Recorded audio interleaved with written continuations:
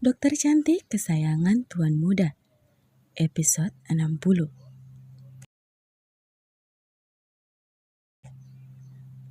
Romi! Teriak Inggit. Berdiri di depan cermin menatap tampilannya, usai bersiap hendak ke rumah sakit. Romi yang berada di kamar ganti, hendak memakai dasi mengurungkan niatnya dan berlari kecil keluar, menghampiri istrinya. Inggit, kamu kenapa? Kenapa kamu berteriak sepagi ini?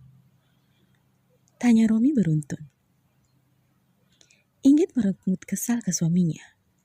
Lihat ini. Tunjuknya ke bagian lehernya. Ini ulahmu. Menatap cemberut ke Romi. Memperlihatkan beberapa tanda merah di bagian lehernya. Lelaki yang menjadi biang keladi hanya mampu tersenyum kikuk. Menggaruk tengkuknya yang tidak gatal. Tapi itu hanya berlangsung sebentar. Sedetik kemudian pria itu tersenyum bangga. Menyenderkan tubuhnya di meja rias. Menaik turunkan alisnya. Menggoda sang istri. Bukankah itu karya yang patut untuk dibanggakan? Idih bangga. Sungut Inggit seraya terus melihat lehernya di cermin. Sembari menggerutu tidak jelas. Iya dong bangga. Itu kan hasil karyaku. Bagus kan? Ucapnya membanggakan diri. Mensidekap kedua tangannya di dada. Spontan mengingat bagaimana semalam dengan buasnya ia menelusuri leher jenjang istrinya. Seraya memberikan stempel merah keunguan di sana. Meski pada akhirnya dia berakhir sendiri di dalam kamar mandi seperti biasanya. Kamu kan juga menikmatinya semalam. Skakmat. Bibir Inggit tiba-tiba jadi kaku. Tidak tahu harus bilang apa. Kalau boleh jujur, semalam ia memang sangat menikmati hal tersebut.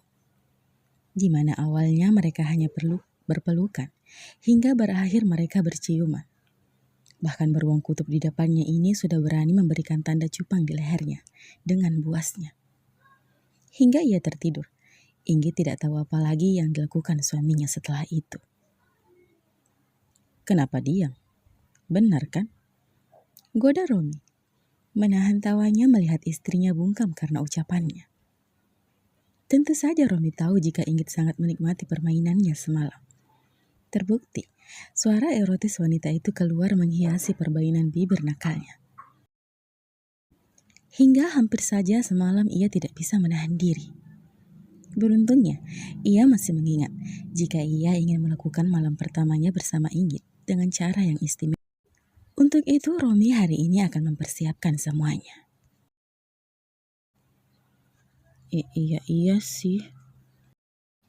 Mengaku dengan malu-malu dengan wajah yang merona. Membuat Romi menarik tengkuknya dan menghadiahi kecupan singkat di bibirnya.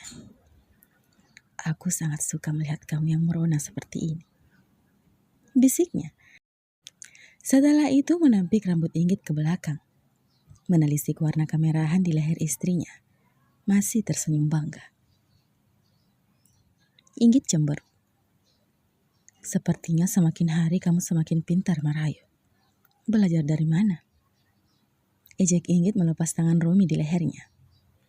Takut jika jiwa nakal pria itu kembali merontah dan menambah hasil karya di sana. Adalah, jawab Romi santai.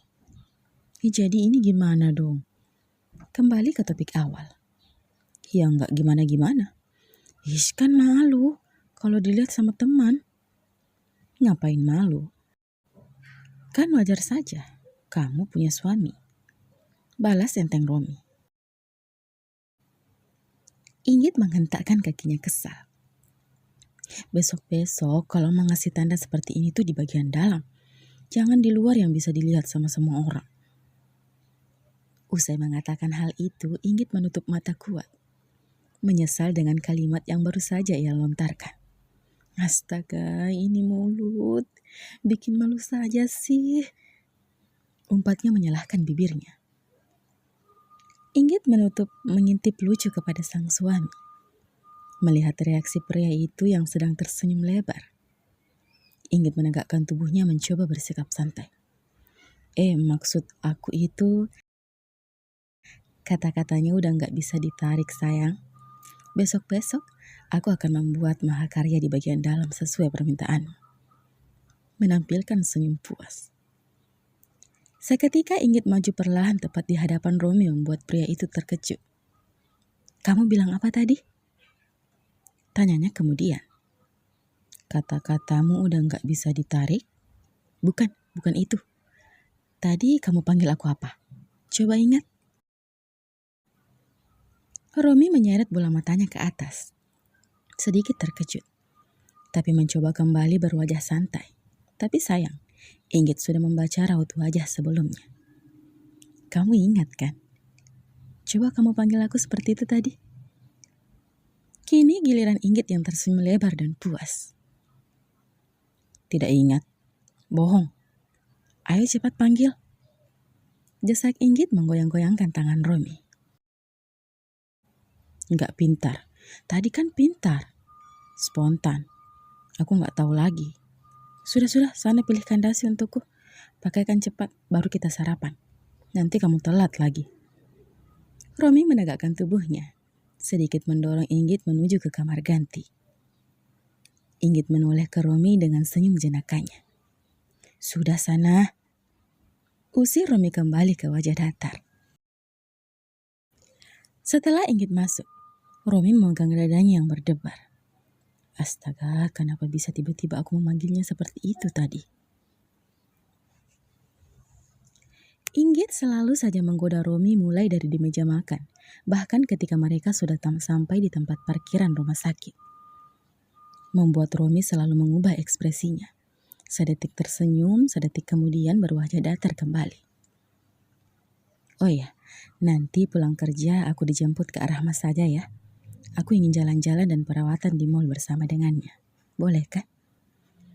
Hampir saja Inggit melupakan hal penting tersebut karena sibuk menggoda suaminya. Baguslah, kebetulan aku juga punya sesuatu untuk dikerjakan dan mungkin sampai malam. Jadi mungkin aku agak telat pulangnya. Jadi kamu tidur duluan saja ya. Ya nggak dipeluk dong. Kan aku tetap bermalam di rumah. Aku pasti peluk sampai pagi. Jawab serius pria itu. Padahal sebenarnya Inggit hanya bercanda saja. Meski ia memang merasa sudah sedikit terbiasa selalu dipeluk jika tidur. Karena itu membuatnya bahagia dan bisa tidur nyenyak tanpa terbayang-bayang pekerjaannya di rumah sakit. Iya, aku masuk dulu kalau gitu. Inggit pun mencium punggung tangan Romi sebelum keluar. Sedangkan pria itu sudah pintar membalas dengan cara mencium kening Inggit, seperti yang pernah istrinya itu ajarkan. Pintar. Ejek Inggit tersenyum. Romi pun hanya membalasnya dengan tersenyum. Ya sudah, kamu hati-hati. Kabari aku kalau sudah sampai di kafe. Romi hanya mengangguk, menatap kepergian istrinya hingga masuk ke dalam gedung mengeronsa putih tersebut. Barulah ia memajukan mobil hitamnya dengan kecepatan sedang, seraya bersiul-siul kecil. Semakin hari rasanya kebahagiaannya selalu bertambah sejak kedatangan Inggit dalam hidupnya. Meli, panggil Aira. Iya kak. Balas wanita cantik yang kini sudah siap dengan pakaian kantornya. Semalam Emily dan Ella bermalam di kediaman Ethan. Sebab Ella masih ingin selalu bermain bersama Kimi. Hingga membuat Ethan jengkel. Karena bocah kecil itu tak memberinya kesempatan untuk berdua dan bermesraan bersama sang istri. Ella mendominasi Kimi semalam penuh, bahkan sampai mereka tertidur.